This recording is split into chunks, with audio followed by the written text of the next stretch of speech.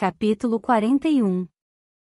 À medida que as férias se aproximavam, estava me sentindo muito bem. Tirando o medo de que meu pai estava armando algo, me sentia forte e inspirada pelas mulheres que eu conheci no ar. Além de serem brilhantes, elas eram tão centradas, aprendi muito com elas sobre como ser uma mulher adulta navegando no mundo com coragem e honestidade. No meu aniversário, Eson me levou a um lugar especial. Comecei a traçar planos para as férias, mas meu pai insistia que ele ia ficar com os meninos no Natal. Se quisesse vê-los, eu teria que ver meu pai também. Quando insisti, meu pai disse: "Os meninos não querem ficar com você neste ano. Eles virão para a Louisiana ficar comigo e sua mãe." Ponto final. Isso é novidade para mim, mas se eles preferem estar na Louisiana essa semana, acho que tá tudo bem. Os shows em Vegas ainda não tinham sido cancelados. Estava contratando dançarinos novos e seguindo a agenda. Um dia, no ensaio, estava com todos os dançarinos, antigos e novos, quando um deles, que havia trabalhado durante as apresentações nos últimos 4 anos, fez um movimento para nós. Estremeci ao ver. Era realmente desafiador. "Eu não quero fazê-lo", disse, "é muito difícil." Não parecia nada demais para mim, mas, de repente, minha equipe e os diretores entraram em uma sala e trancaram a porta. Tive a sensação de ter feito algo terrivelmente errado, mas eu não entendi a importância de não querer fazer um movimento na minha rotina. Assim, eu era quase 5 anos mais velha do que quando a primeira residência havia começado, meu corpo tinha mudado também. Que diferença faria se mudássemos a coreografia? Estávamos todos nos divertindo, com certeza. Sofro de ansiedade social, então, se há algo desconfortável no ar, eu detecto isso rapidamente. Mas aquele dia parecia bom. Eu estava rindo e conversando com os dançarinos.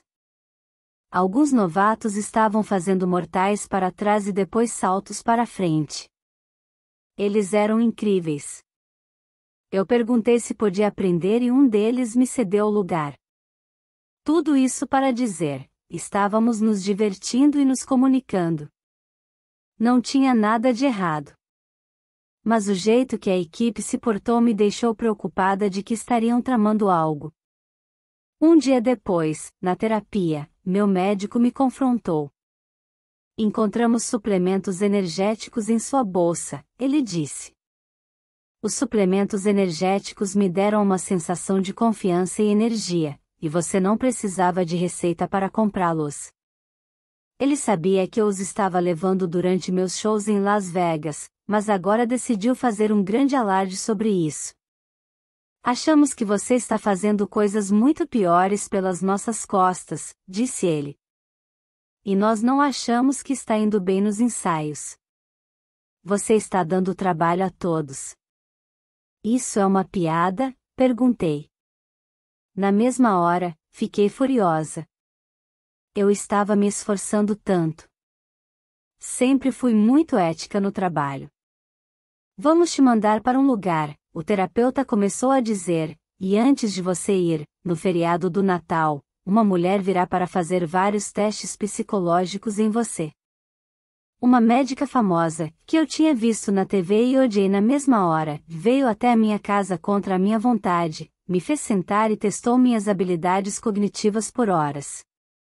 Meu pai disse que a médica havia detectado várias alterações nos testes. "Ela disse que você falhou. Agora você precisa dar entrada em um lugar para cuidar de sua saúde mental. Tem algo de muito grave com você. Mas, não se preocupe, encontramos um pequeno local que faz reabilitação em Beverly Hills. Custará apenas $60.000 por mês." Enquanto eu juntava as minhas coisas, chorando, quis saber para quanto tempo eu deveria fazer as malas, quanto duraria minha estadia lá. Mas me disseram que não tinha como saber. Talvez 1 mês.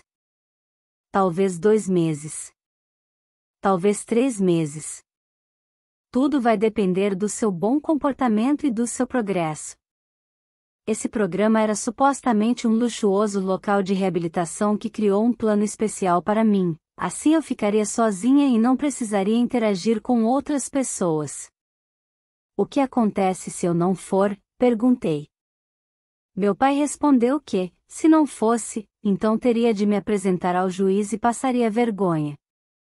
Ele disse: vamos fazer você parecer uma idiota de merda e, acredite em mim, você não vai ganhar.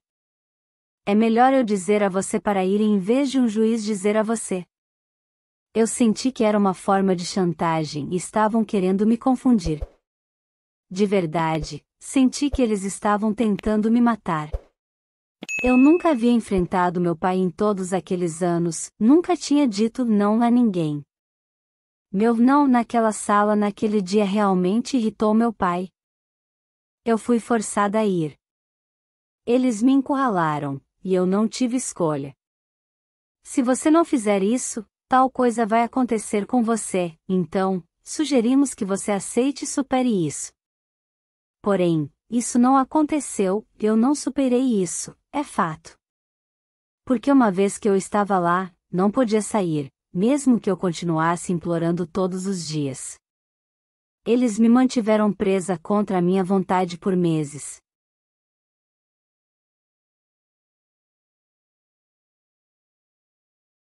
Capítulo 42. Os médicos me separaram dos meus filhos e dos meus cachorros e me tiraram da minha casa. Eu não podia sair. Não podia dirigir um carro. Tive que fazer exames de sangue semanalmente. Não podia tomar banho sozinha. Não podia trancar a porta do meu quarto. Eu era vigiada até quando estava trocando de roupa. Eu tinha que ir dormir às 9 da noite. Eles me supervisionavam enquanto eu via televisão, das 8 às 9, na cama. Todos os dias eu tinha que acordar às 8 da manhã. Havia consultas intermináveis todos os dias. Durante horas por dia, eu ficava sentada em uma cadeira, sendo forçada a fazer terapia. Nos pequenos intervalos entre um encontro e outro, eu olhava pela janela, observando os carros estacionarem, saírem, tantos carros trazendo diversos terapeutas e seguranças, médicos e enfermeiras. Eu acho que o que mais me prejudicou foi ver todas essas pessoas entrando e saindo enquanto eu era proibida de sair. Me disseram que tudo o que estava acontecendo era para o meu próprio bem. Mas eu me sentia abandonada naquele lugar. Enquanto todos continuavam dizendo que estavam lá para me ajudar, eu nunca entendi o que minha família queria de mim. Fiz tudo o que deveria ter feito. Meus filhos iam me visitar durante 1 hora nos fins de semana. Mas se eu não fizesse o que me era dito para ser feito durante a semana, não poderia vê-los. Cade foi uma das poucas pessoas que me ligou. Sempre me senti segura e, ao mesmo tempo, também sentia perigo com Cade. Com ele, eu tive a ligação via FaceTime mais engraçada possível.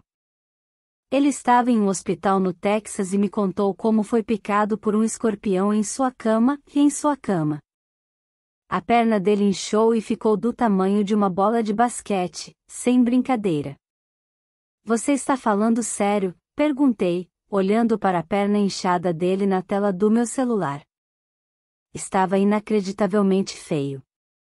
Pensar no coitado do Cade com sua perna inchada me rendeu uma das maiores distrações diante de tudo com que eu tinha de lidar e sempre serei grata a ele e àquele escorpião texano.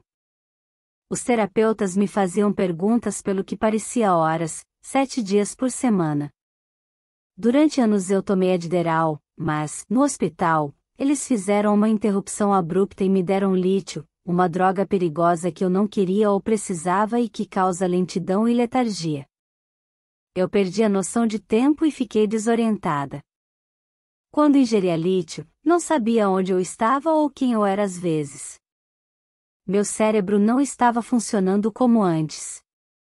Não me esqueci de que essa era a droga que ministraram na internação da minha avó Jean, que mais tarde cometeu suicídio, em Mandeville. Enquanto isso, minha equipe de segurança que estava comigo havia tanto tempo me tratava como se eu fosse uma criminosa. Quando chegava a hora de tirar sangue, o rapaz que fazia o procedimento era cercado pela enfermeira, um segurança e minha assistente. Eu era uma canibal? Havia assaltado um banco? Era um animal selvagem? Por que eu era sempre tratada como se estivesse prestes a queimar tudo e matar todos? Eles auferiam a minha pressão arterial 3 vezes ao dia, como se eu fosse uma mulher de 80 anos. E não tinham pressa. Me faziam sentar. Pegavam o medidor. Lentamente o colocavam. Lentamente bombeavam, 3 vezes ao dia. Para sentir que não estava louca, eu precisava me movimentar. Como dançarina, me movimentar era a minha vida. Eu prosperei com isso. Precisava e ansiava por aquele momento. Mas eles me mantinham sentada pelo que parecia séculos. Comecei a sentir como se estivesse sofrendo rituais de tortura. Me sentia toda ansiosa, meus pés, meu coração, meu cérebro. Eu não conseguia gastar aquela energia. Você sabe que está viva quando seu corpo se mexe. E isso era tudo o que eu queria. E eu não podia ter isso, o que significava que comecei a pensar se eu estaria metade morta. Eu me sentia arruinada. Minha bunda aumentou de tamanho por ficar por tantas horas sentada na cadeira todos os dias, tanto que nenhum dos meus shorts servia mais em mim. Eu não reconhecia mais meu próprio corpo. Tinha pesadelos horríveis em que eu corria por uma floresta. Eles pareciam muito reais. Por favor, acorde, por favor, acorde, por favor, acorde, eu não quero que isso seja real, isso é apenas um sonho, eu pensava. Se eu estava ali para me curar, não estava surtindo efeito. Comecei a me imaginar como um pássaro sem asas. Quando você é criança, às vezes, não corre por aí com os braços esticados e sente o vento passando por eles. Não parece que você está voando? Era isso que eu queria sentir. Em vez disso, eu me sentia como se estivesse afundando dentro da terra, todos os dias. Eu segui o programa sozinha por 2 meses em Beverly Hills. Foi um inferno como se eu vivesse dentro do meu próprio filme de terror. Eu vejo filmes de terror. Já assisti a Invocação do Mal. Não tenho medo de mais nada depois desses meses em tratamento. De verdade, não tenho medo de mais nada. Provavelmente, eu devo ser a mulher menos medrosa do mundo, mas isso não faz com que eu me sinta mais forte, me sinto triste. Eu não deveria ser tão forte. Aqueles meses me deixaram durona. Eu sinto saudade dos dias que vivi em Kentwood e era conhecida como a baixinha petulante. O tempo que passei nesse tratamento tirou toda a minha petulância. De muitas maneiras, destruiu meu espírito. Depois de 2 meses no mesmo prédio, fui transferida para outro local, gerenciado pelas mesmas pessoas, e, nele, eu não estava sozinha. Mesmo que prefira ficar sozinha, depois de 2 meses vivendo numa espécie de solitária e à base de lítio, honestamente, era muito melhor conviver com outros pacientes. Nós ficávamos juntos o dia inteiro. À noite, cada um ficava em seu próprio quarto individual. As portas faziam um estrondo quando fechavam. Na minha primeira semana, um desses pacientes foi até o meu quarto e perguntou: por que está gritando alto assim? Como? Não estou gritando, respondi. Todos aqui estão te ouvindo. Você está gritando alto demais. Olhei em volta do meu quarto. Eu nem estou ouvindo música.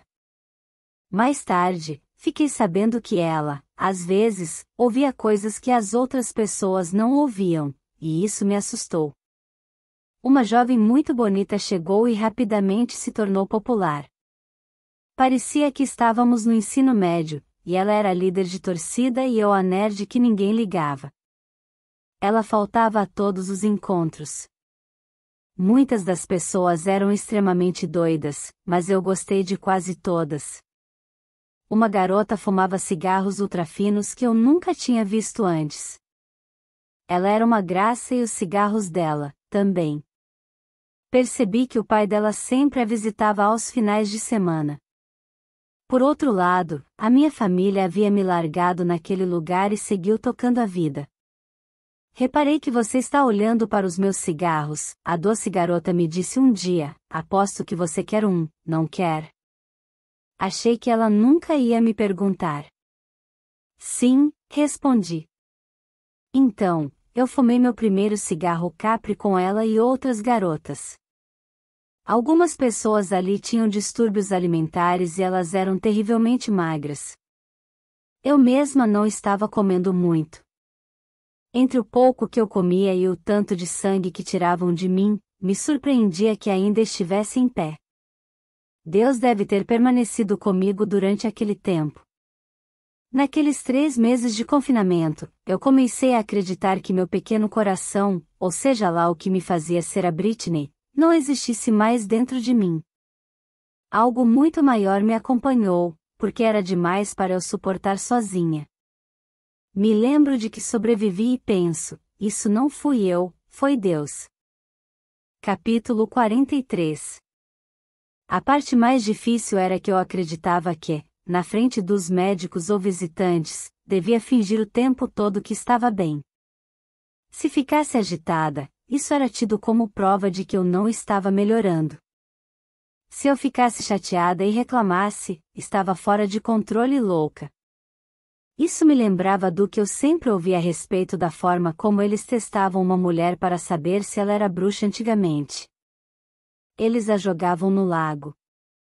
Se flutuasse, ela era uma bruxa e era morta.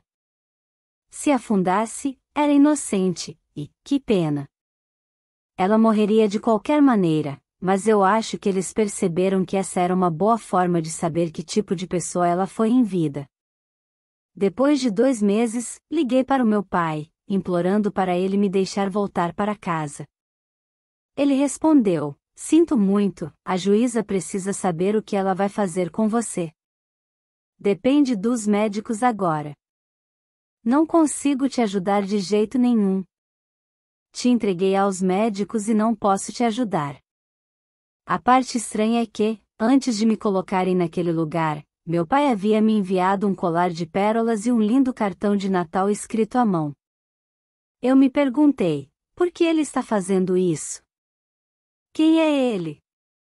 O que mais me magoou foi que durante anos ele disse na frente das câmeras, seja quando eu fiz o vídeo Work Beat ou quando a Curatela começou e fizemos a Circus Tour, que era tudo por minha causa e por causa dos meninos. Essa é a minha garotinha, ele costumava dizer em frente às câmeras. Eu a amo demais. Eu estava trancada em um trailer com a lacaia esquisita da Lou, Robin, que eu passei a odiar, enquanto ele falava, para todo mundo ouvir, o pai incrível que ele era. Mas, naquele momento, quando me recusei a fazer a residência em Vegas, quando eu não quis prolongar turnês, eu ainda era sua amada garotinha? Aparentemente não. Mais tarde, um advogado me diria, seu pai poderia ter acabado com tudo isso. Ele poderia ter dito não dá aos médicos, isso é demais, vamos deixar minha filha voltar para casa. Mas ele não fez isso.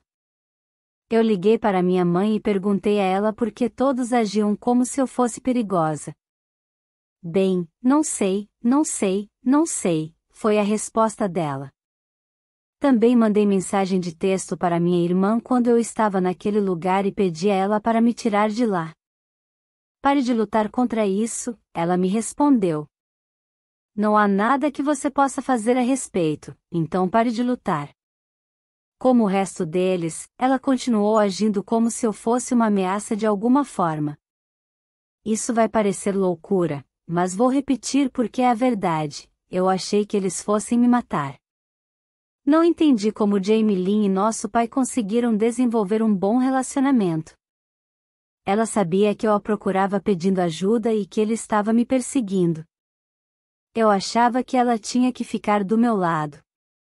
Uma amiga que me ajudava a trocar de roupa todas as noites no camarim do subsolo em meus shows de Las Vegas me disse tempos depois: Britney, eu tive 3 ou 4 pesadelos quando você esteve internada.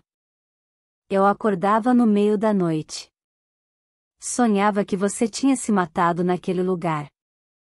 E sonhei que Robin, aquela senhora que era sua assistente supostamente boazinha, me ligou e disse com prazer: sim, ela morreu lá. Ponto. Minha amiga me disse que ficou preocupada comigo o tempo todo durante a minha internação.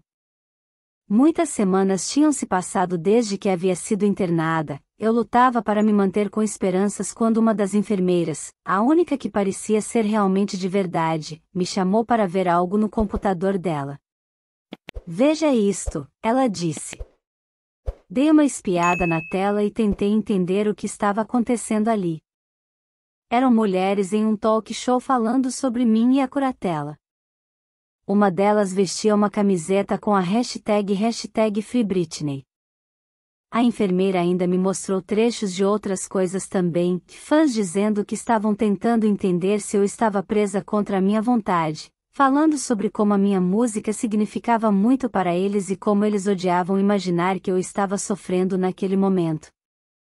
Eles queriam me ajudar. E, só por fazerem isso, eles me ajudaram. Todas as coisas que a enfermeira via todos no hospital também estavam vendo. O médico acabou percebendo que todas as pessoas do mundo inteiro estavam perguntando por que eu ainda estava em confinamento. Era notícia em toda a mídia. Da mesma forma que sei que posso sentir o que alguém está sentindo no Nebraska, acho que a minha conexão com meus fãs os ajudou, subconscientemente, a perceber que eu estava em perigo. Nós temos uma conexão, não importa onde estejamos.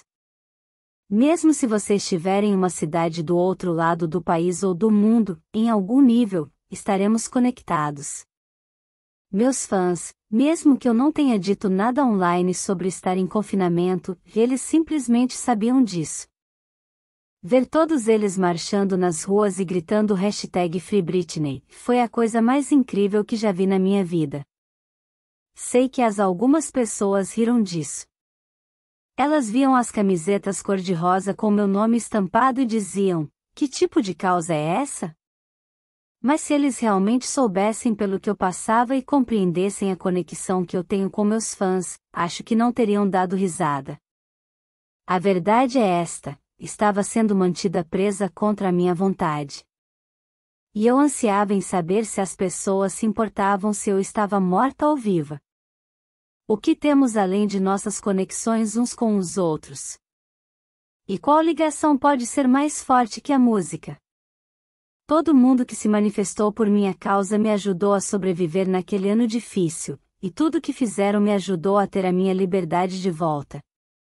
Eu não acho que as pessoas saibam o que o movimento #FreeBritney significou para mim, especialmente no começo.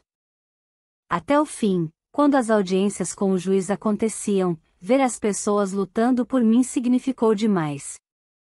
Mas, no início, aquilo me emocionou, porque eu não estava bem de jeito nenhum.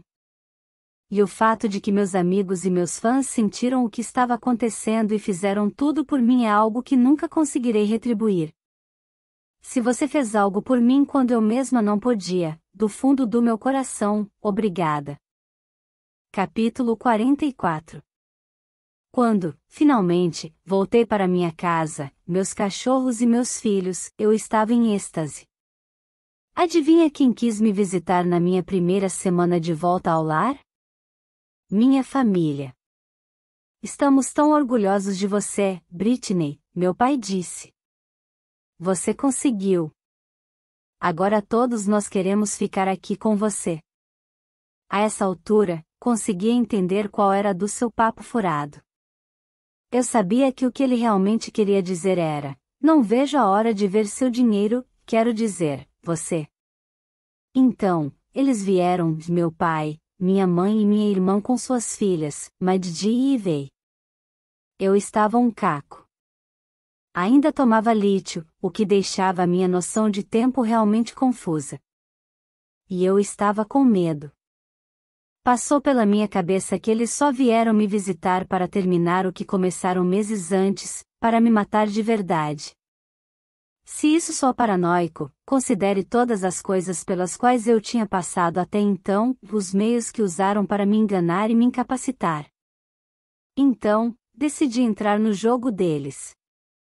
Se eu for legal com eles, eles não vão tentar me matar outra vez, pensei. Por 3 meses e meio, mal recebi um abraço de alguém.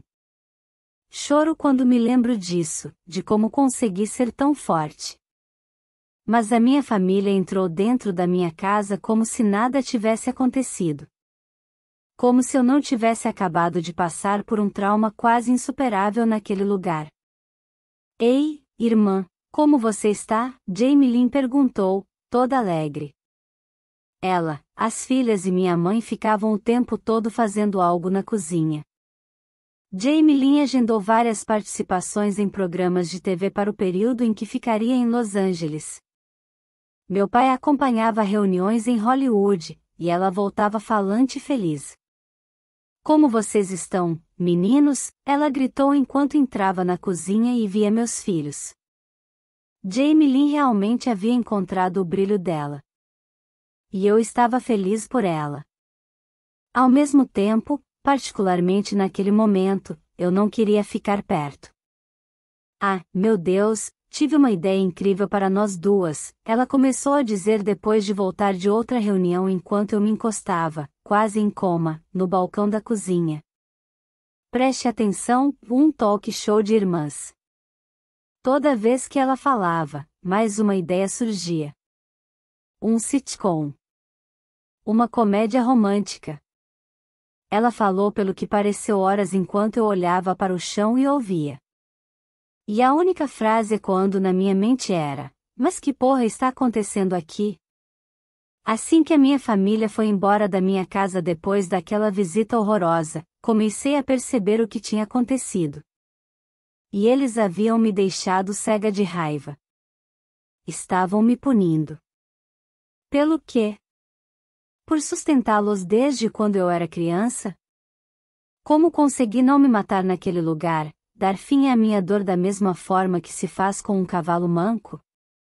Eu acredito que praticamente qualquer outra pessoa na minha situação teria feito isso.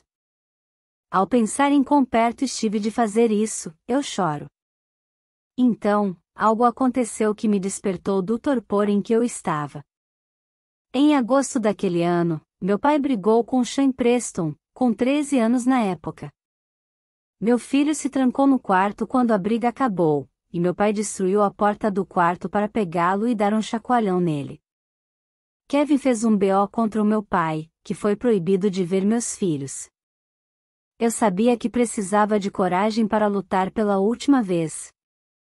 Já fazia tanto tempo que eu estava nessa estrada. Encontrar a fé e perdê-la de novo. Ser humilhada e me reerguer. Buscar a liberdade apenas para senti-la escapando das minhas mãos. Se era forte o suficiente para sobreviver a tudo que passei, eu podia aproveitar a oportunidade e pedir mais um pouquinho para Deus. Eu ia pedir, com todas as forças do maldito sangue que corria nas minhas veias, o fim da curatela. Porque não queria mais aquelas pessoas destruindo a minha vida. Eu sequer as queria ali na minha cozinha.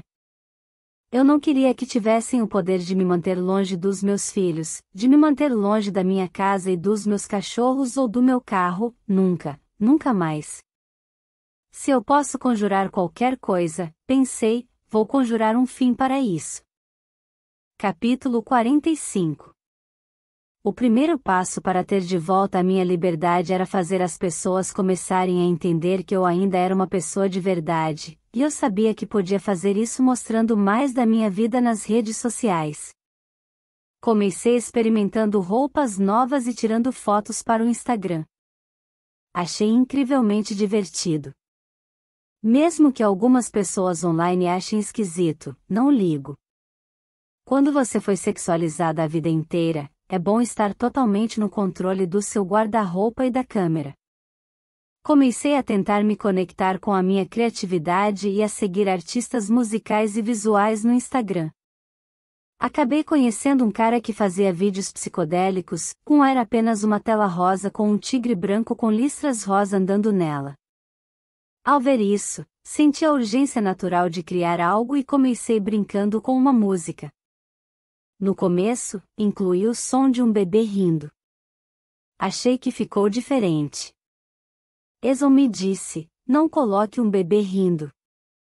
Segui o conselho dele e excluí o vídeo, mas um tempo depois outra conta postou um vídeo com um bebê rindo e eu fiquei com inveja. Eu deveria ter postado, pensei. Aquela estranha, bizarra risada de bebê era minha ideia.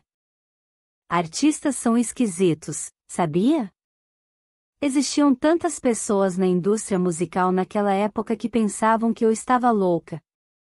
Chegou a um ponto em que eu preferia ser louca e poder fazer o que eu quisesse do que ser certinha e fazer o que todo mundo me mandasse fazer sem poder me expressar. E, no Instagram, eu queria mostrar que existia. Também comecei a rir mais, por causa de comediantes como Amy Schumer, Kevin Hart, Sebastian Maniscalco e Jocoi. Comecei a sentir muito respeito por sua inteligência e esperteza, como eles usavam a linguagem para se colocar no lugar das pessoas e fazê-las rirem. Isso é uma dádiva.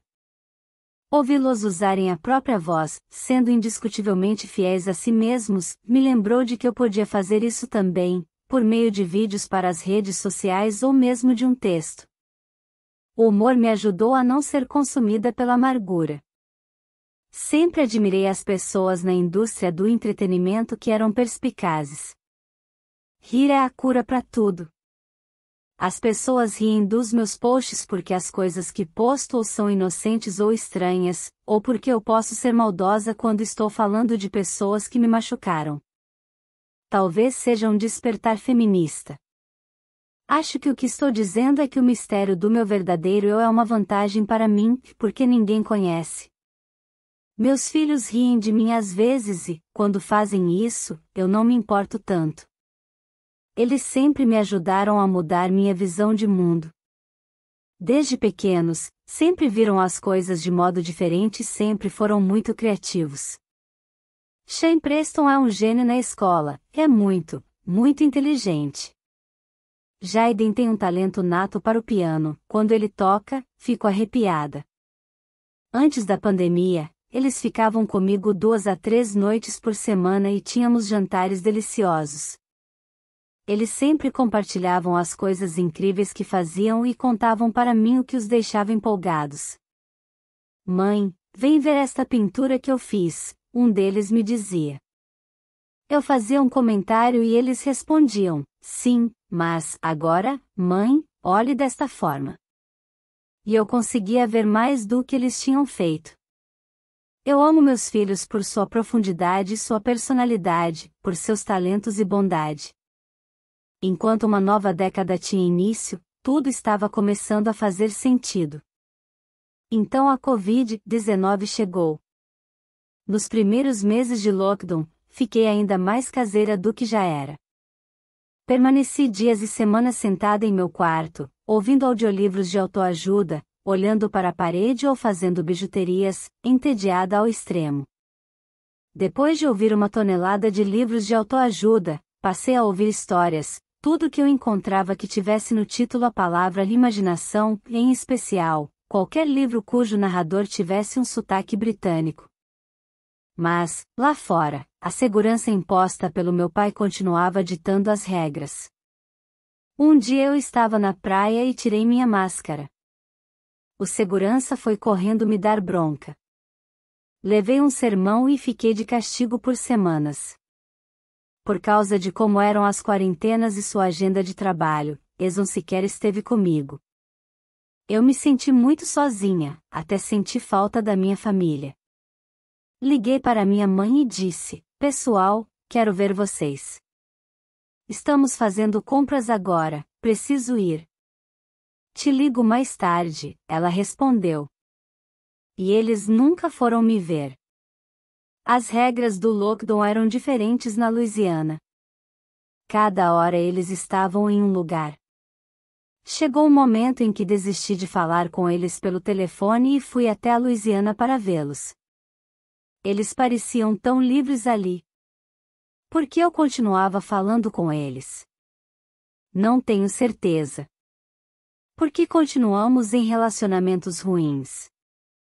Uma coisa é certa, eu tinha medo deles e queria mostrar que estava me comportando legalmente. Meu pai ainda era eu, e ele nunca hesitou em jogar isso na minha cara, e eu esperava que isso logo acabasse. Foi durante esse período com minha família que descobri que, enquanto eu estive no hospital psiquiátrico, eles jogaram fora muitas coisas minhas que estavam na casa da minha mãe. As bonecas Madame Alexander que eu colecionei quando era criança foram para o lixo. E, também, 3 anos de escritos pessoais. Eu tinha um fichário com muitas poesias que eram importantes para mim. Tudo no lixo. Quando vi as estantes vazias, senti uma tristeza arrasadora. Eu me lembrava de páginas e mais páginas que havia escrito em meio a lágrimas. Nunca quis publicar esse material ou algo do tipo, mas era importante para mim. E minha família jogou tudo no lixo, da mesma forma que havia me descartado também. Então, me recompus e pensei, posso comprar um caderno e começar tudo de novo. Passei por muita coisa. O motivo de eu estar viva hoje é que eu sei o que é alegria. Chegou a hora de encontrar Deus novamente. Naquele momento, fiz as pazes com a minha família, e com isso quero dizer que eu percebi que nunca mais queria vê-los de novo, e estava tranquila com isso. Capítulo 46. O advogado indicado pela corte que estava comigo por 13 anos nunca me ajudou de verdade, mas, durante a pandemia, comecei a imaginar de que maneira talvez eu pudesse usá-lo para meu proveito. Com pontualidade religiosa, comecei a falar com ele 2 vezes por semana, apenas para compartilhar as minhas opiniões. Ele estava trabalhando para mim ou para meu pai e Lu. Enquanto ele falava sobre um assunto, pensei, você parece não acreditar no que eu sei, e sei aonde eu vou chegar com isto. Eu vou até o fim. E posso te dizer que você não estará comigo. Por fim, virei de tudo de ponta cabeça. Honestamente, não havia mais nada que ele podia fazer por mim. Eu tinha que assumir o controle. Eu tive de me manter quieta publicamente sobre tudo, mas, dentro de mim, rezava para acabar. E eu digo rezando de verdade. Então, na noite de 22 de junho de 2021, fiz uma ligação para a polícia, da minha casa, para reportar abuso da curatela do meu pai. O espaço entre o momento em que eu decidi forçar o final da curatela e quando ela finalmente acabou foi um período difícil em que fiquei no limbo. Eu não sabia como as coisas terminariam. E, enquanto isso, eu não podia dizer não ao meu pai ou seguir meu caminho ainda, e parecia que todos os dias um novo documentário sobre mim saía em algum serviço de streaming. Isso era o que eu estava passando quando fiquei sabendo que minha irmã iria fazer o lançamento do livro dela. Eu ainda estava sob controle do meu pai. Não podia dizer nada para me defender. Meu desejo era explodir. Ver os documentários feitos sobre mim foi muito difícil. Eu entendo que as pessoas não sejam más, mas me machucou o fato de alguns amigos antigos falarem com diretores sem me consultar primeiro. Me chocou que pessoas em que eu confiava aceitaram serem filmadas. Não entendi como puderam falar sobre mim pelas minhas costas daquele jeito. No lugar delas, eu teria ligado para saber se tudo bem falar essas coisas. Havia tantas suposições sobre o que eu deveria ter pensado ou sentido. Capítulo 47. Senhorita Spears? Fique à vontade para se dirigir a mim. A voz ressoou pelo telefone. Eu estava na minha sala de estar. Era uma tarde comum de verão em Los Angeles. Em 23 de junho de 2021, finalmente eu pude falar com a juíza de Los Angeles a respeito da curatela. E eu sabia que o mundo todo estava ouvindo. Durante dias fiquei ensaiando o que ia falar, mas agora que o momento tinha chegado, estava me sentindo sobrecarregada. Até porque eu sabia, desde que havia solicitado que essa audiência fosse aberta ao público, que milhões de pessoas estariam ouvindo a minha voz tão logo eu tivesse terminado de falar. A minha voz. Ela estava em todos os lugares, no mundo inteiro, nas rádios, na televisão, na internet, mas algumas coisas ainda estavam reprimidas em mim. A minha voz havia sido usada para ir contra mim tantas vezes que eu tinha medo de que ninguém fosse reconhecê-la agora que eu falava livremente. E se eles me chamassem de louca? E se dissessem que eu estava mentindo? E se eu dissesse algo errado e tudo desse errado? Escrevi tantas versões desse depoimento. Tentei milhões de vezes ser clara, para dizer o que eu precisava dizer, mas, naquele momento, eu estava tão nervosa. E, então, apesar do medo, me lembrei de que ainda existiam coisas que persistiam em mim. O meu desejo de que as pessoas entendessem pelo que eu havia passado, a minha fé de que tudo aquilo poderia mudar, a minha crença de que eu tinha o direito de experimentar a felicidade, a clareza de que eu merecia a minha liberdade. Essa compreensão, sentida de maneira profunda, era de que a mulher em mim ainda era forte o suficiente para lutar por aquilo que era certo. Procurei Eson, que estava sentado ao meu lado, no sofá. Ele apertou a minha mão. E aí, pela primeira vez no que pareceu uma eternidade, comecei a contar a minha história. Contei à juíza, eu tenho mentido e falado para o mundo inteiro que estou bem e estou feliz. É uma mentira. Eu pensei que, talvez, se dissesse isso, talvez, eu pudesse ficar feliz, porque eu tenho vivido em negação, mas, agora, estou contando a verdade, ok? Não estou feliz. Não consigo dormir. Estou com raiva demais. E estou deprimida. Eu choro todos os dias. Continuei, eu não bebo mais álcool. Eu deveria beber álcool, considerando tudo o que eles me fazem passar. Disse, eu queria poder ficar no telefone com você para sempre, porque quando eu desligar, tudo o que eu ouvirei serão os nãos. E, então, do nada, eu sou encurralada por todos, sofro humilhações, me sinto excluída e sozinha. E estou cansada de me sentir sozinha. Eu mereço ter os mesmos direitos que todo mundo, de ter filhos, uma família, qualquer coisa, e outras mais. E isso é tudo o que eu queria dizer. E agradeço por deixar eu falar hoje com a senhora. Mal respirei. Era minha primeira oportunidade de falar publicamente em tanto tempo e milhões de coisas precisavam ser desabafadas. Aguardei a resposta da juíza. Esperava ter um indício do que ela ia decidir. Eu apenas quero lhe dizer que estou sensibilizada com tudo que você disse e com todos seus sentimentos. Eu sei que foi necessária muita coragem para você dizer tudo o que precisou dizer hoje, e quero que saiba que a corte aprecia você ter falado conosco ao telefone e compartilhado os seus sentimentos. Ouvir isso me deu uma sensação de alívio. Finalmente me ouviram depois de 13 anos. Sempre me esforcei demais. Eu aguentei ser controlada durante muito tempo. Mas quando a minha família me colocou naquele hospital, ultrapassou os limites. Fui tratada como uma criminosa. E eles me fizeram pensar que eu merecia isso. Fizeram com que eu me esquecesse do meu valor e da minha importância. De todas as coisas que fizeram comigo, afirmo que a pior delas foi me fazerem questionar a minha fé. Eu nunca tive ideias fervorosas sobre religião. Só sabia que existia algo maior que eu. Sob o controle deles, parei de acreditar em Deus por um tempo. Mas então, quando chegou a hora de acabar com a curatela, percebi uma coisa: você não pode ferrar com uma mulher que sabe rezar. Rezar de verdade. Tudo o que fiz foi rezar. Capítulo 48.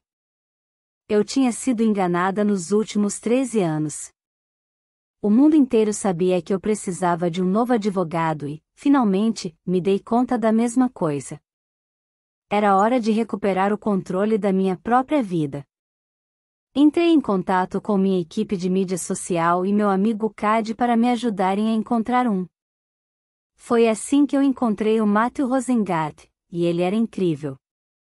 Um eminente ex-procurador federal que agora tinha um escritório de advocacia, uma lista de clientes celebridades como Steven Spielberg e Keanu Reeves, e experiência com casos desafiadores de pessoas famosas. Conversamos várias vezes por telefone e nos encontramos no início de julho em minha casa com piscina. Uma vez que Matthew estava comigo, senti que estava me aproximando do fim. Algo tinha que acontecer. Não podia mais continuar parado como estava. Mas, por estar dentro da lei, tínhamos que aguardar muito e traçar estratégias. Ele estava chocado por terem me negado a escolha de meu próprio advogado por tanto tempo. Ele disse que mesmo pessoas que cometeram crimes violentos podiam escolher seus próprios advogados, e também me disse que odiava bullying. Fiquei feliz porque eu via meu pai, Lou e Robin como valentões e os queria fora da minha vida. Matthew disse que iria até o juiz apresentar uma petição para remover meu pai como responsável pela curatela primeiramente, então, seria mais fácil tentar encerrar a curatela. Algumas semanas depois, em 26 de julho, ele peticionou para retirar meu pai como curador. Depois de uma grande audiência no tribunal, em 29 de setembro, meu pai foi suspenso como curador. Já estava em todos os noticiários antes que Matthew pudesse me ligar depois do tribunal. Eu senti um alívio indescritível tomar conta de mim. O homem que havia me aterrorizado quando criança e mandou em mim quando adulta, que, mais do que ninguém, fez de tudo para enfraquecer a minha autoconfiança, não controlava mais a minha vida. Àquela altura, com meu pai fora, Matthew me disse que iríamos aproveitar o momento, e deu entrada para, também, finalizar a curatela. Eu estava em um resort no Tahiti em novembro, quando Matthew me ligou para contar a novidade de que eu não estava mais sob a curatela. Ele ainda me disse que quando eu voltasse de viagem, acordaria pela primeira vez, em 13 anos, como uma mulher livre. Ainda assim, eu não conseguia acreditar nisso quando Matthew me ligou assim que a audiência na corte havia terminado e me disse que tudo tinha se resolvido.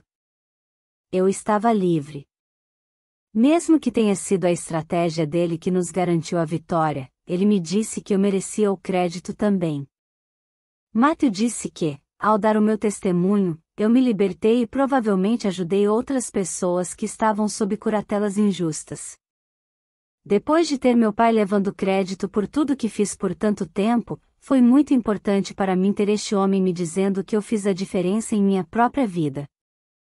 E, agora, finalmente, era minha própria vida. Ser controlada me deixou com tanta raiva em nome de qualquer um que não tenha controle sobre seu próprio destino. Eu sou muito grata, de verdade, todos os dias. Não estou aqui para me vitimizar, eu disse no Instagram depois que a curatela terminou.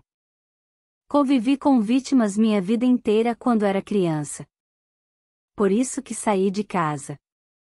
E trabalhei por 20 anos e ralei muito. Espero que a minha história cause impacto e promova mudanças nesse sistema legal corrompido.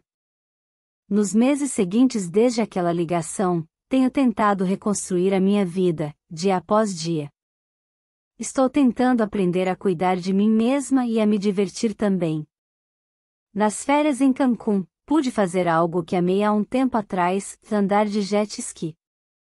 A última vez foi em Miami com os meninos, quando fui rápida demais, tentando acompanhá-los. Aquelas crianças são impulsivas em um jet ski. Eles dirigiam rápido demais, saltando sobre as ondas. Logo atrás deles, eu estava batendo com força nas ondas, era um tal de boom, boom, boom, e acabei caindo e machucando meu braço. Sem querer repetir aquela experiência, em maio de 2022, meu assistente dirigiu e eu fui de acompanhante. Descobri que é muito melhor quando alguém dirige para você. Desta vez, eu pude sentir o poder do motor, pude aproveitar estar no meio do azul do oceano, e pude seguir na exata velocidade que desejava. Esse é o tipo de coisa que eu faço agora, tento me divertir e ser gentil comigo mesma, fazendo as coisas no meu ritmo. E, pela primeira vez em muito tempo, me permito confiar outra vez. Escuto música todos os dias. Quando ando pela minha casa, cantando, eu me sinto completamente livre, completamente à vontade, completamente feliz. Não importa se eu estiver desafinando.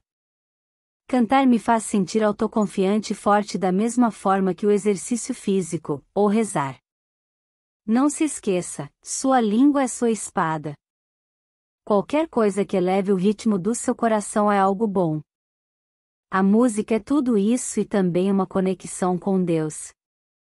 Meu coração mora aí.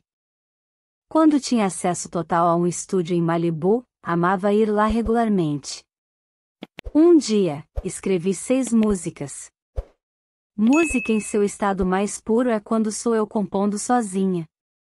Eu poderia ir para um estúdio outra vez, algum dia, e só me divertir, mas, por enquanto, ainda não penso em voltar a gravar.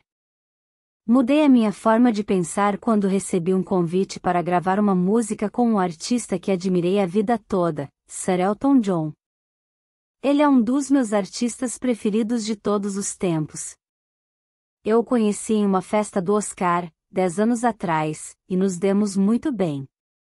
E agora ele me mandou a mais doce mensagem por vídeo, perguntando se eu tinha interesse em colaborar com uma de suas músicas mais icônicas.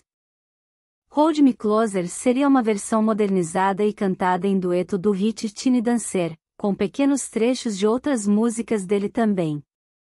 Eu me senti tão honrada. Como eu, Elton John também passou por muita coisa publicamente. Ele tem uma compaixão inacreditável. Um homem maravilhoso em todos os níveis.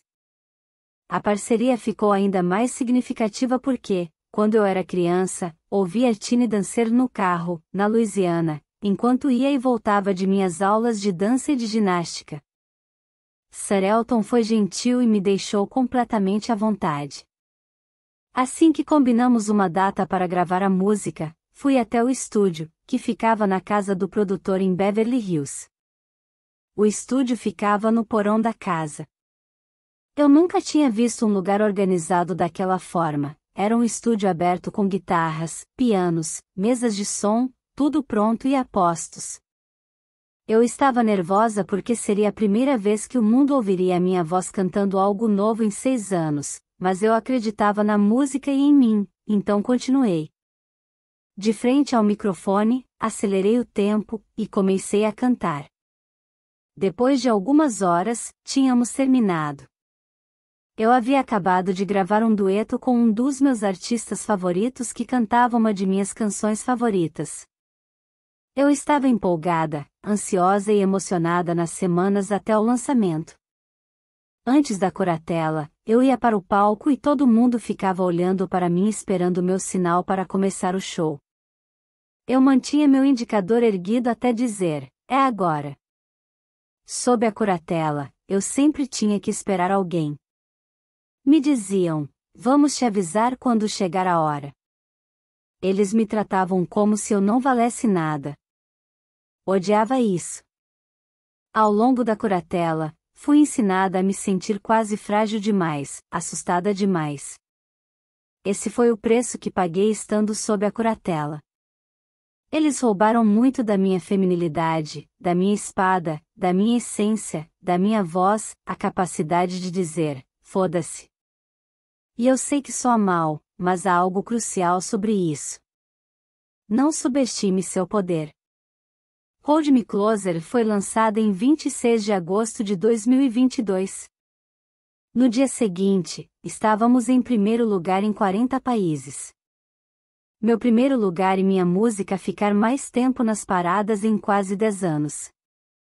E sob os meus termos. Totalmente no controle. Os fãs disseram que eu soava incrível na canção. Compartilhar seu trabalho com o mundo é aterrorizante. Mas, de acordo com a minha experiência, sempre vale a pena. Gravar Hold Me Closer e divulgá-la para o mundo foi uma experiência fantástica. Não me senti bem, me senti incrível. Dar passos novos na minha carreira musical não é meu foco no momento. Agora, preciso colocar a minha vida espiritual em ordem, prestar atenção às pequenas coisas, ir com calma. Não é o momento de ser alguém que outras pessoas querem que eu seja, na verdade, é hora de eu me encontrar. À medida que fui envelhecendo, comecei a gostar mais do meu tempo sozinha comigo mesma. Ser uma artista foi ótimo, mas nos últimos 5 anos minha paixão em estar diante de uma plateia ao vivo diminuiu. Eu faço isso apenas para mim mesma agora. Sinto Deus mais quando estou sozinha. Não sou santa, mas conheço Deus. Tenho que buscar meu eu espiritual. E isso vai levar um tempo. E já estou curtindo. Mudar é bom. Esaú e eu sempre rezamos juntos. Eu olho para ele, sua constância em fazer exercícios, o fato de ser um bom homem, estar saudável e cuidar de mim, me ajudar a aprender como podemos cuidar um do outro. Ele é uma inspiração, e eu sou grata. O momento do fim da curatela foi perfeito para nosso relacionamento. Pudemos estabelecer uma nova vida juntos, sem limitações, e casar. Nosso casamento foi uma linda celebração do quanto passamos juntos e o quanto desejamos a felicidade um do outro. No dia em que a curatela acabou, senti tantas emoções: choque, alívio, euforia, tristeza, alegria. Eu me senti traída pelo meu pai e, de forma muito triste, pelo resto da minha família. Minha irmã e eu deveríamos ser o apoio uma da outra, mas, infelizmente, não foi isso que aconteceu. Enquanto eu lutava contra a curatela e recebia muita atenção da imprensa, ela estava escrevendo um livro tirando vantagens sobre a situação. Criou histórias obscenas, muitas delas me machucaram e foram revoltantes. Eu estava realmente decepcionada. As irmãs não deveriam ser capazes de confessar seu medo ou vulnerabilidade umas às outras sem que isso mais tarde fosse usado como evidência de instabilidade? Não pude deixar de sentir que ela não sabia pelo que eu tinha passado. Parecia que ela achava que havia sido fácil para mim porque tive muita fama tão jovem, e que me culpava pelo meu sucesso e tudo o que veio com ele. Jamie Lynn claramente sofreu na casa de nossa família também. Cresceu filha de um divórcio, o que não aconteceu comigo. Parece que nossos pais não tiveram atenção e cuidado com ela, e sei que foi difícil tentar cantar, atuar e seguir seu próprio caminho no mundo à sombra de uma irmã que recebia não apenas a maior parte da atenção da família, mas também a atenção de muitas pessoas no mundo. Me compadeço com ela por todos esses motivos. Mas acho que Jamie Lynn não entende totalmente como éramos desesperadamente pobres antes de ela nascer. Por causa do dinheiro que eu trouxe para a família, ela não ficou desamparada diante do nosso pai, como minha mãe e eu ficamos na década de 1980. Quando você não tem nada, essa dor é intensificada pela sua incapacidade de fugir da situação. Minha mãe e eu tivemos que testemunhar a feiura e a violência sem acreditar que havia outro lugar para onde ir. Ela sempre será minha irmã e a amo e amo sua linda família. Quero tudo do melhor para eles. Ela passou por muita coisa, incluindo uma gravidez na adolescência, divórcio e o acidente quase fatal da filha. Ela falou a respeito da dor de ter crescido sob a minha sombra. Estou trabalhando para sentir mais compaixão que raiva por ela e por todos que eu sinto que erraram comigo. Não é fácil. Já tive sonhos em que June me diz que sabe que machucou meu pai, que, depois, me machucou. Eu senti seu amor e que ele mudou. Espero que um dia eu possa me sentir melhor em relação ao resto da minha família também. Minha raiva tem se manifestado fisicamente, em especial com enxaquecas.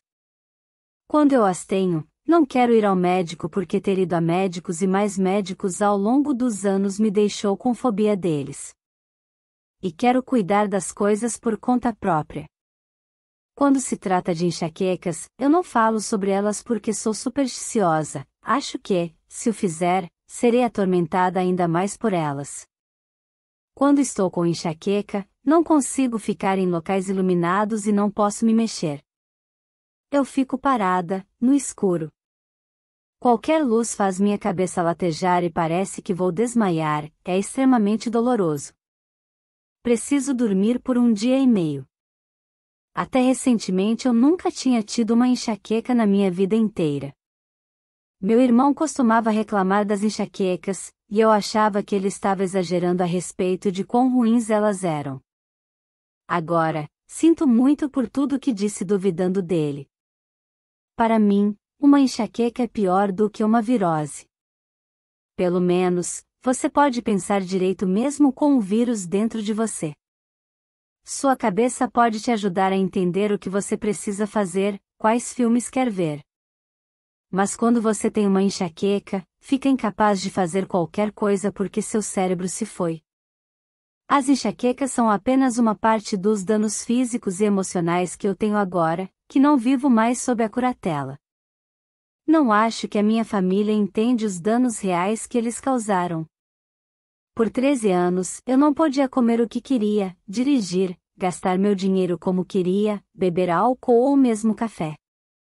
A liberdade de fazer o que quero me devolveu minha feminilidade. Agora que estou nos 40, estou experimentando as coisas como se fosse a primeira vez. Sinto que a mulher em mim foi diminuída por tempo demais. Agora, finalmente, estou pronta para lutar e viver de novo. Talvez eu também possa pecar na cidade do pecado. Capítulo 49. Comecei a experimentar os privilégios de ser uma mulher adulta pela primeira vez em muitos anos. Me sentia como se tivesse ficado submersa na água por tanto tempo, nadando raríssimas vezes até a superfície para pegar um pouco de ar e um pouco de alimento. Quando reconquistei a minha liberdade, essa foi a deixa para eu voltar para a terra, e, quando eu quiser, tirar umas férias, bebericar um coquetel, dirigir meu carro, ir a um resort ou só ficar olhando para o mar. Estou vivendo um dia de cada vez, tentando me sentir grata pelas pequenas coisas. Sou grata por meu pai não estar na minha vida. Não tenho mais que sentir medo dele. Se eu engordar, será um alívio saber que ninguém vai gritar comigo, dizendo: "Você precisa dar um jeito rápido nisso." Posso comer chocolate de novo. Assim que meu pai já não estava mais por perto me obrigando a comer o que ele queria, meu corpo ficou mais forte e o meu brilho voltou. Eu estava confiante e novamente comecei a gostar da minha aparência. Adoro brincar de me vestir no Instagram. Sei que muitas pessoas não compreendem porque eu amo tirar fotos de mim mesma nua ou usando vestidos novos. Mas acho que se elas tivessem sido fotografadas por outras pessoas milhares de vezes, entenderiam a felicidade que eu sinto ao posar dessa maneira, me sentindo sexy e eu mesma me fotografando, fazendo o que quiser. Eu nasci nua e, de verdade, sinto que o peso do mundo tem estado sobre os meus ombros. Eu queria me ver mais leve e mais livre. Quando era um bebê, eu tinha uma vida inteira pela frente, e é assim que me sinto agora, como uma página em branco. Eu realmente sinto que renasci. Adoro sentir o som saindo do meu corpo e voltando para ele quando canto enquanto ando pela casa, do jeito que eu fazia quando era criança. Estou novamente encontrando a felicidade que me fez querer cantar. Esse sentimento é sagrado para mim. Faço isso por mim, mais ninguém. Sempre me perguntam quando voltarei a fazer shows. Confesso que estou com dificuldades para responder a essa questão. Estou curtindo dançar e cantar do jeito que costumava fazer quando era mais nova e não tento fazer isso para o benefício da minha família, nem para conseguir algo. Faço isso por mim mesma e pelo meu amor genuíno por cantar e dançar. Somente agora sinto que estou voltando a confiar em outras pessoas e recuperando minha fé em Deus. Sei o que me faz feliz e o que me traz felicidade. Procuro refletir sobre os lugares e os pensamentos que me permitem experimentar isso. Eu amo lugares bonitos, meus filhos, meu marido, meus amigos, meus bichos de estimação. Eu amo os meus fãs. Quando se trata dos fãs, às vezes as pessoas me perguntam sobre o meu relacionamento especial com a comunidade LGBTQ+. Para mim, é tudo sobre amor e amor incondicional.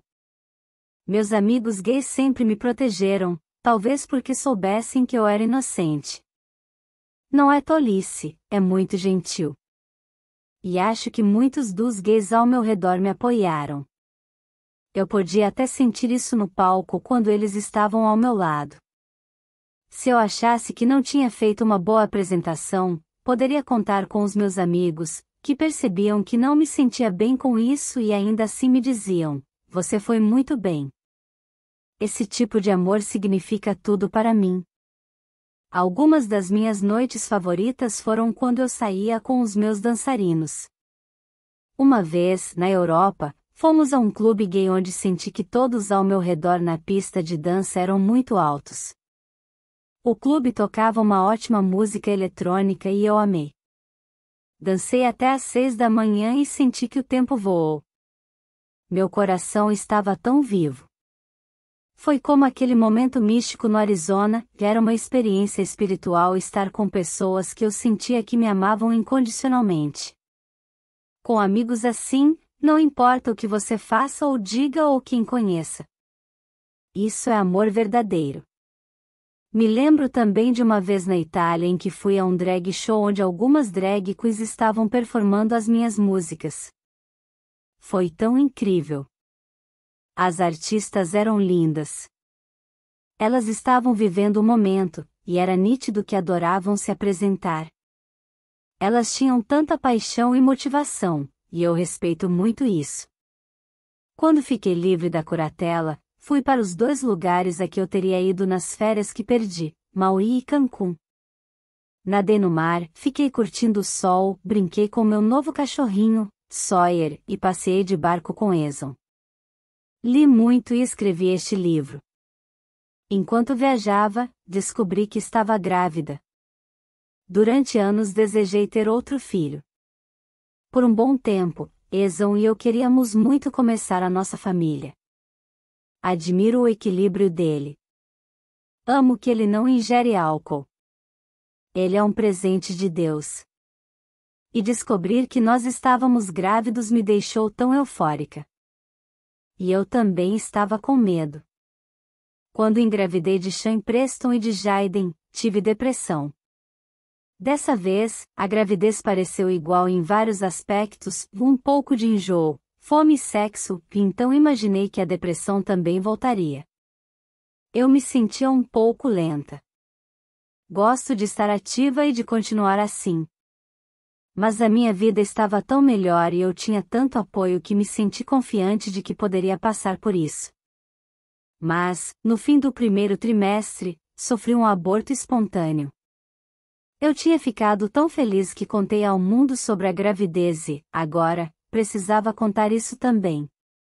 Postamos no Instagram, é com o mais profundo pesar que anunciamos que perdemos nosso bebê milagroso. Este é um momento devastador para qualquer pai ou mãe. Talvez, a gente deveria ter esperado mais para fazer o anúncio inicial. No entanto, estávamos tão empolgados para compartilhar essa boa notícia. O amor que sentimos um pelo outro é a nossa força. Continuaremos tentando aumentar a nossa linda família. Somos gratos pelo apoio de todos. Gentilmente, pedimos privacidade durante este período difícil. Fiquei arrasada por ter perdido o bebê. Mais uma vez, apesar de tudo, usei a música para me ajudar a refletir e ter perspectiva. Cada música que eu canto ou danço me permite contar uma história diferente e ter uma nova válvula de escape. Ouvir música no celular me ajuda a lidar com a raiva e a tristeza que enfrento como adulta. Ultimamente tenho tentado não pensar muito na minha família, mas me pergunto o que eles vão achar deste livro. Por ter sido silenciada por 13 anos, me pergunto se, ao me verem falando abertamente, por acaso pensaram, talvez ela tenha razão. Acredito que eles sintam peso na consciência, e que, no fundo, sabem que o que fizeram comigo foi muito, muito errado. Depois de todos esses anos fazendo o que me mandavam e sendo tratada da forma como fui, passei a ver que tipo de pessoa quero ou não ter por perto. Grande parte da mídia foi cruel comigo, e isso não mudou só porque eu não estou mais sob a curatela. Tem havido muita especulação sobre como eu estou. Sei que meus fãs se importam. Eu estou livre agora. Estou apenas sendo eu mesma e tentando me curar. Finalmente posso fazer o que quero, quando quero. Mas nem por um minuto eu acho que as coisas serão para sempre assim. Liberdade significa ser boba, pateta e se divertir nas redes sociais. Liberdade significa dar um tempo do Instagram sem que as pessoas liguem para a emergência. Liberdade significa poder cometer erros e aprender com eles. Liberdade significa que não tenho a obrigação de me apresentar para ninguém, no palco ou fora dele. Liberdade significa que posso ser tão lindamente imperfeita quanto qualquer outra pessoa. E liberdade significa ter a capacidade, e o direito, de buscar a alegria do meu jeito e como eu quiser. Levou bastante tempo e deu muito trabalho até que eu me sentisse pronta para contar a minha história. Espero que ela inspire as pessoas de algum modo e possa tocar corações. Desde que me libertei, tive que construir uma identidade totalmente distinta. Eu tive que dizer, espera, essa é quem eu fui, uma pessoa passiva e agradável. Uma garota. E esta é quem eu sou agora, uma pessoa forte e confiante. Uma mulher. Quando eu era uma garotinha deitada sobre as pedras quentinhas do quintal dos meus vizinhos, eu tinha grandes sonhos. Me sentia calma e no controle. Eu sabia que poderia realizar meus sonhos. Por muito tempo, nem sempre pude fazer o mundo parecer do jeito que eu queria, mas, de muitas maneiras, posso fazer isso agora. Não consigo mudar o passado, mas não preciso mais ficar sozinha ou com medo. Já passei por tanta coisa desde a época em que passeava pelos bosques da Louisiana quando criança. Criei música, viajei o mundo inteiro, me tornei mãe, encontrei o amor e o perdi e o encontrei novamente. Já faz um tempo desde que me senti verdadeiramente presente na minha própria vida, com o meu próprio poder, com a minha feminilidade. Mas agora eu estou aqui. Agradecimentos. Se você me segue no Instagram, deve ter pensado que este livro seria escrito com emojis, não pensou? Rosa, rosa, rosa, rosa, rosa, rosa. Agradeço à equipe que trabalhou tanto para me ajudar a trazer o meu livro de memórias ao mundo, Cady Hudson, Matthew Rosengart, Kai Toit, meus colaboradores, vocês sabem quem são, e Jennifer Bergstrom, Lauren Spiegel e a todos da Gallery Books. Aos meus fãs, obrigada, vocês têm o meu amor e a minha eterna gratidão. Este livro é para vocês. Copyright 2023, Britney Jean Spears. Copyright 2023, Bus Editora. Todos os direitos reservados. Título original, The Woman in Me. Publisher Anderson Cavalcante. Editora executiva Tamires von Atzingen. Analistas editoriais Érica Tamashiro e Fernanda Félix. Revisão Francisco Sugna e Paula Queiroz. Consultoria Céfara Moraes. Projeto gráfico Jaime Putorti. Adaptação do projeto gráfico e composição Estúdio Grifo. Assistentes de design Letícia Zanfolin e Stephanie Y. Fotografia de capa Herbie Hits Trunk Archive. Produção do e-book Guilherme Francini. Nesta edição, respeitou-se o novo acordo ortográfico da língua portuguesa.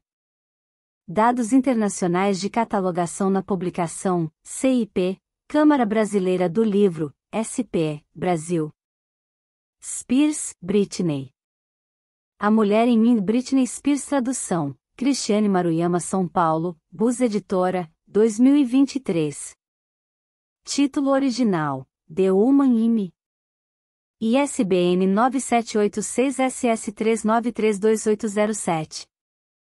1. Cantoras, Estados Unidos, autobiografia. 2. Música e título 23171048. Índice para catálogo sistemático.